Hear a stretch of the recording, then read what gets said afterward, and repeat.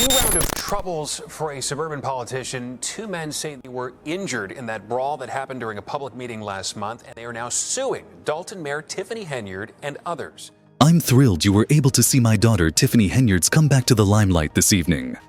Greetings from my YouTube channel again. We will talk about the rise in lawsuits, the rising tensions, and the chaos that is going on everywhere. We appreciate everyone who enjoys, shares, and subscribes to this channel. Go on. Keep hitting the subscribe button to keep the numbers rising. I sincerely appreciate all of the viewers and supporters. As previously said, Tiffany Henyard is currently in the news once more. As you may remember, I reported on a brawl that occurred during the Thornton Township Town Hall meeting. Things heated up, tensions rose, and a number of Dalton locals vented their ire. Now, lawsuits have been filed. See what they have to say by listening to the news. It was a jarring scene at a recent Thornton Township board meeting. This large fight erupted shortly after Jedediah Brown called Supervisor Tiffany Henyard an expletive. Once there's this confrontation, Kamal Woods pushes and punches Lavelle Redmond. He takes a swing at him. As you can see, he used some profanity during the event. I'll analyze that case and review what happened in my summary. They were attacked and injured for exercising free speech. They also claim Henyard was a participant in the fight. She attacks Lavelle Redmond first, hits him maybe twice, and then she goes right in onto Jedediah Brown. I don't see why the township's current supervisor, Tiffany Henyard, would be arguing with the residents. That section still baffles me. Who knows for sure? But I think she forgot she was an elected politician at that precise moment.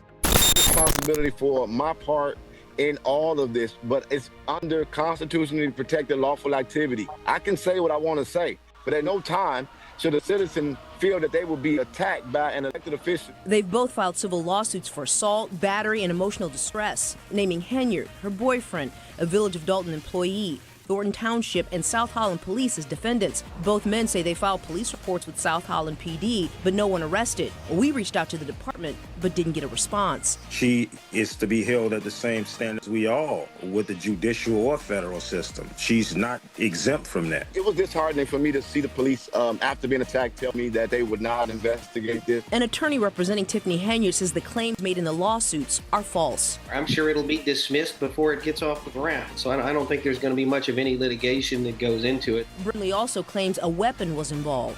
The man brought a knife into the meeting hall, and he swung that knife at Jamal Woods. People got cut. So that's a fact. And now he wants to claim that he's a victim, that the mayor attacked him. It's on video. The mayor didn't do anything to him. Matthew Costardo says the claims about his client having a knife are not true. He says the video speaks for itself. The use of violence against individuals who are simply advocating for transparency and accountability in the community, that's just unspeakable, and it's unacceptable. Both men are asking for compensation for medical bills and attorney's fees, among other things.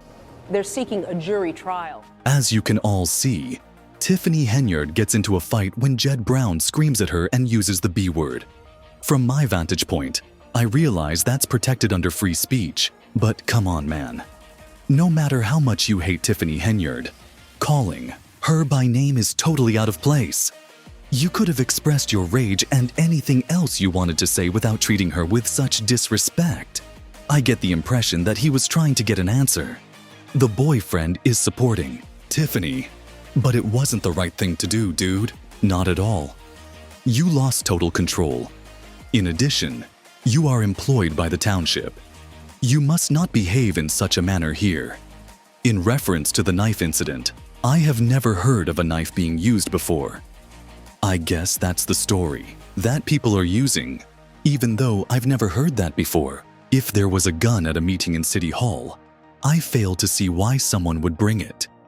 There, it is inappropriate.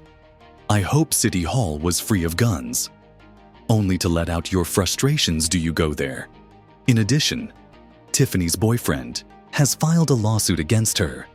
He is suing Thornton Township for $10 million, claiming he was molested. Ultimately, the money for this litigation against the township is coming from the taxpayers. It is totally unjust to them. To make matters worse, Neither of the other two individuals who participated in the incident lives in Thornton Township. Like, man, hurry up. You people took this problem to someone else's front yard rather than addressing it in your own. And now you want to blame these individuals for what happened? No, I don't agree with it at all. Tiffany will be out of office shortly if voters cast their ballots correctly. There is no need for all of this showmanship at the township meetings. The residents of Thornton Township are not treated fairly by this. They've already decided, because she isn't even on the re-election ballot. She wasn't elected to that seat in the first place.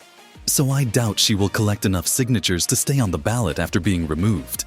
But to approach her at a town hall meeting, yell profanities at her, and use disparaging names, and then, if you hear back, to instigate a fight and file a lawsuit, I don't feel that at all. In fact, Tiffany shouldn't have to put up with such nastiness, even though I don't want her in a position of responsibility.